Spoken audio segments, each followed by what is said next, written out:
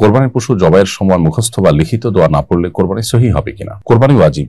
এরকম ব্যক্তি কোনো কারণে কোরবানি করতে পারেনি, এর মধ্যে 3 দিন পার হয়ে গেছে, পরবর্তীতে তার করণীয় কি? এক পশুতে কতজন শরীক হতে পারবে? ঈদের পর কোরবানির পশুর চর্বি ও হাড্ডি ভ্যানে করে কেনা বেচা হয়, এটা জায়েজ কিনা? কোরবানির পশু জবাইয়ের সময় পশুকে অতিরিক্ত কষ্ট দিলে গুনাহ হবে কিনা? শ্বশুর বাড়ি থেকে পাওয়া গরু বা ছাগল দিয়ে কোরবানি করলে কোরবানি বিশুদ্ধ হবে কিনা? চলুন তাহলে আর বিলম্ব না করে ইতিমধ্যে যে সমস্ত প্রশ্ন আমাদের কাছে চলে এসেছে সেই প্রশ্নগুলো উত্তর দেওয়ার পালায় আমরা প্রবেশ করি। কোরবানি ওয়াজিব। এরকম ব্যক্তি কোনো কারণে কোরবানি করতে পারেনি, এর মধ্যে 3 দিন পার হয়ে গেছে, পরবর্তীতে তার করণীয় কি?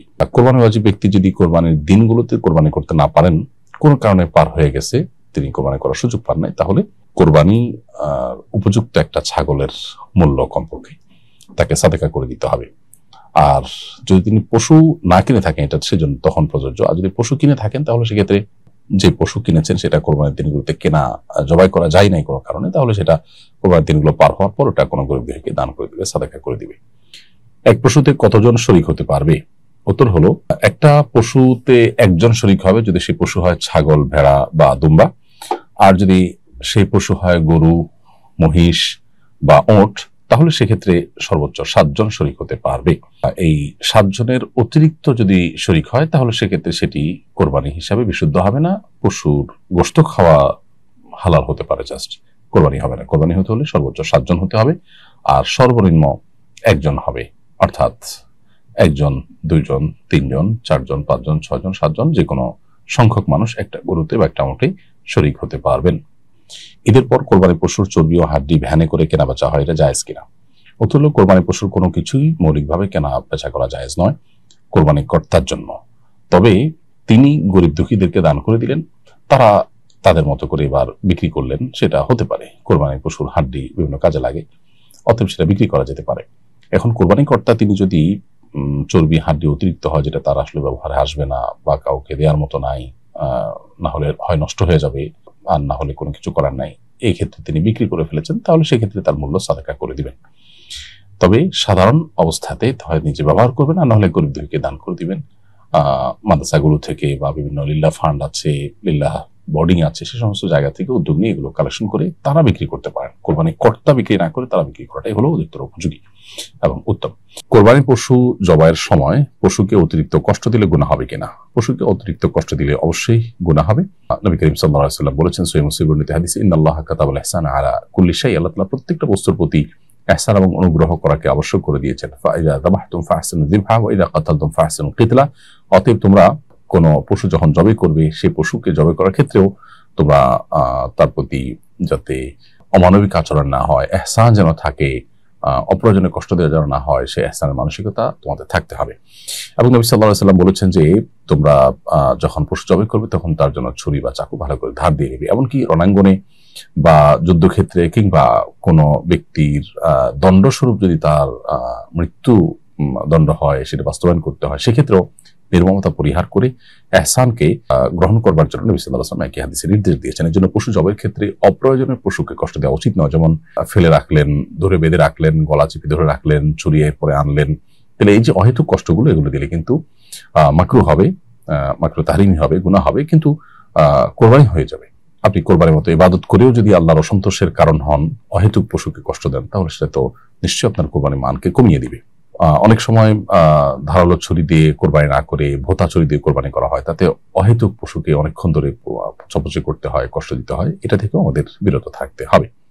শ্বশুর বাড়ি থেকে পাওয়া গরু বা ছাগল দিয়ে কোরবানি করলে কোরবানি বিশুদ্ধ হবে কিনা? এর উত্তর হলো যে শ্বশুর বাড়ি থেকে কোরবানির পশু যদি সামাজিক বাধ্যবাধকতার কারণে দেওয়া হয়, অর্থাৎ শ্বশুরবাড়ির লোকজন নিরুপায়, সিস্টেম এটা যৌতুক হিসাবে বা সামাজিক নিয়ম মানতে গিয়ে তারা দেয়, সন্তুষ্ট চিত্তে নিজেরা গিফট হিসাবে নিজেদের থেকে স্বপ্নিত হয়ে দেন এবং সিস্টেম আছে দিতে হয় তাই দিচ্ছেন। অনেক সময় দেখা যায় যে শ্বশুররা কষ্ট করে হলেও টাকা জোগাড় করে এটা করতে হয়। তো এইরকম ভাবে যদি দেওয়া হয় তাহলে সেটা আসলে গ্রহণ করাই জায়েজ নয়, সেটা গুনাহের কথা, সেটা যৌতুক হিসাবে না জায়েজ হবে। আর যদি সেরকম বাধ্যবাধকতা নেই, তারা অসন্তুষ্ট চিত্তে দেন নাই, বরং খুশি হয়ে তারা নিজেদের থেকে, তাদের অনেক আছে সেই জায়গা থেকে তারা গিফট দিয়েছেন, তাহলে সেক্ষেত্রে গিফট দেওয়া নেওয়া জায়েজ। কিন্তু এটা যেহেতু সামাজিক কালচারে পরিণত হয়েছে এবং এই কালচারের কারণে যারা সচ্ছল তারা তো দিতে পারছেন, অসচ্ছলটাও দিতে বাধ্য হচ্ছেন, সেজন্য এই কালচারটাকে অ্যাভয়েড করা দরকার এবং এটাকে আমাদের সমাজ থেকে বিতাড়ন করা জরুরি। অর্থাৎ মেয়ের বাবার বাড়ি থেকে গরু ছাগল আসবে কোরবানিতে, এই কালচারটা থাকা উচিত নয়। হয় উভয় পক্ষকে দিবে হাদিয়া, উভয় পক্ষ থেকে দেওয়ার জন্য হাদিসে আমাদেরকে উৎসাহ দেওয়া হচ্ছে, সেটা ভিন্ন বিষয়। কিন্তু এক পাক্ষিক হাদিয়া, বিশেষ করে মেয়ের বাবা, তিনি মেয়ের বাবা হওয়ার কারণে এরকম হাদিয়া দিতে হয়, সেটা কোনো ভালো সংস্কৃতি নয়। এর ফলশ্রুতিতে অন্য মানুষ যারা অসচ্ছল তাদের উপরে এটা প্রেশার তৈরি হয় এবং তারা নিরুপায় হয়ে যান, সামাজিক বাধ্যবাধকতা তৈরি হয়ে যায়। এটা আমাদের মাথায় রাখা উচিত সবাইকে।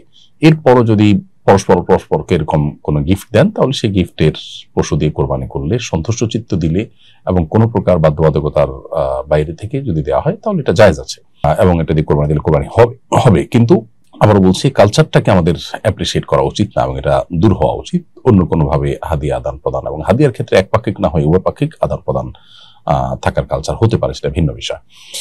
এরপরে বিষয় হলো যে শ্বশুরবাড়ি থেকে যে গরু বা ছাগল দেয়া হলো, এটা কাকে দেয়া হলো, মেয়েকে নাকি মেয়ের জামাইকে? আর যদি ছেলের বাড়ি থেকে দেওয়া হয়, তাহলে সেক্ষেত্রে কাকে দেয়া হলো, এই জিনিসটা স্পষ্ট করতে পারলে ভালো হয় বা স্পষ্ট করা উচিত। বিশেষ করে মেয়ের বাবার বাড়ি থেকে দিলে যদি মেয়েকে দেওয়া হয়, তাহলে মেয়ের পক্ষ থেকে কোরবানি হবে, আর যদি ছেলেকে দেওয়া হয় তাহলে ছেলের পক্ষ থেকে কোরবানি করতে হবে। আর যদি আসলে স্পষ্ট করা না থাকে, বরং ফ্যামিলিকে দিয়ে দেওয়া হয়, ব্যাপারটা এরকম যে তারা যার পক্ষ থেকে ইচ্ছা তা করবে, তখন সেটা ফ্যামিলির মানুষজন তারা যেটা ডিসিশন নেবে সেটা। তো এই জিনিসগুলোতে অনেক অস্পষ্টতা থাকে, বিষয়গুলো স্পষ্ট সাধারণত করা হয় না এবং শুনতে একটু খারাপ শোনা যায় দেখে আমরা এগুলো অস্পষ্ট রাখি। মূলত এগুলো স্পষ্ট করলে ভালো, যে আসলে কাকে দেয়া হলো। বাবা যদি বলে যে মা তোমাকে দিলাম, বা জামাইকে যদি বলে বাবা তোমাকে দিলাম, তাহলে সেক্ষেত্রে তার পক্ষ থেকে কোরবানি দিলে কোরবানি বিশুদ্ধ হয়ে যাবে। কিন্তু এই কালচার থেকে বেরিয়ে আসার চেষ্টা আমাদের করা দরকার। এবারে প্রশ্ন হলো, কোরবানির পশু জবাইয়ের সময় মুখস্থ বা লিখিত দোয়া না পড়লে কোরবানি সহিহ হবে কিনা? উত্তর হলো, কোরবানির পশু অথবা সাধারণ যে কোনো পশু জবে এবং কোরবানি বিশুদ্ধ হওয়ার জন্য বিসমিল্লাহ বলা শর্ত। কমপক্ষে বিসমিল্লাহ বলে যদি জবাই করা হয়, ইনশাআল্লাহ বিদিনিল্লাহ কোরবানি এবং জবে বিশুদ্ধ হয়ে যাবে। তো বিসমিল্লাহর পাশাপাশি আল্লাহু আকবার বলা সুন্নাত। অতএব বিসমিল্লাহ আল্লাহু আকবার বলে জবে করলে আরো ভালো, জবে তো হয়েও যাবে, পাশাপাশি সুন্নাহ আদায় হয়ে যাবে। এটা সাধারণ পশুর ক্ষেত্রেও তাই, কোরবানির নিয়ত করে জবাই করলেও তাই। তবে বিসমিল্লাহ আল্লাহু আকবারের পাশাপাশি কোরবানির পশুর ক্ষেত্রে আরো কিছু বাক্য পাঠ করা উত্তম এবং মুস্তাহাব। সেটি হলো আল্লাহুম্মা মিনকা ওয়ালাক। বিসমিল্লাহ আল্লাহু আকবারের পরে যদি বলা হয় বিসমিল্লাহ আল্লাহু আকবার, আল্লাহুম্মা মিনকা ওয়ালাক, হে আল্লাহ এই পশু আপনার তরফ থেকে এবং আপনার উদ্দেশ্যেই এটি নিবেদন করা হচ্ছে। এরপরে আবার বলবে, যদি নিজের তরফ থেকে হয় তাহলে বলবে আল্লাহ এটা আমার তরফ থেকে আপনি কবুল করুন। আর যদি অন্য কারো থেকে হয় তাহলে সেক্ষেত্রে বলা হবে, হে আল্লাহ এই পশু আপনি অমুকের পুত্র অমুক, অমুকের কন্যা অমুক, অমুকের পুত্র অমুক, অমুকের কন্যা অমুক, এভাবে করে করে শরীররা যারা আছে তাদের নাম নিয়ে বলা হবে যে আল্লাহ তাদের সবার তরফ থেকে আপনি কবুল করে নিন। তো এই পুরো কথাগুলো বলাটা হলো উত্তম এবং ভালো। যদি কোনো কারণে এটা বলা নাও হয়, মনে নিয়ত থাকে যে এটা কোরবানি পশু কোরবানির উদ্দেশ্যে জবাই হচ্ছে, বিসমিল্লাহ আল্লাহু আকবার, তাতেই জবাই হয়ে যাবে। তবে পূর্ণাঙ্গ দোয়া এভাবে হতে পারে কোরবানির ক্ষেত্রে, বিসমিল্লাহ আল্লাহু আকবার, আল্লাহুম্মা মিনকা ওয়ালাক, এরপর হে আল্লাহ এই পশু অমুক অমুক অমুকের তরফ থেকে আপনি কবুল করে নিন। এ বলে যদি জবাই করা হয়, ইনশাআল্লাহ জবাই বিশুদ্ধ হয়ে যাবে। এর বাইরে আলাদা কোনো এমন দোয়া নেই যেটা না পড়লে কোরবানি বিশুদ্ধই হবে না। শুধু বিসমিল্লাহ বলাটা হলো আবশ্যক, আর বাকিগুলো হলো উত্তম সুন্নাত মুস্তাহাব পর্যায়ের। সেগুলো কোনো কারণে না পড়া হলেও কিন্তু কোরবানি বিশুদ্ধ হয়ে যাবে। আমরা অনেক সাধারণ মানুষ কোরবানি করতে বা পশু জবাই করতে ইতস্তত বোধ করি, কারণ আমরা মনে করি যে কোনো দোয়া ছুটে গেল কিনা, তাতে কোরবানি না হয় কিনা। ব্যাপারটা মূলত সেরকম কিছু নয়।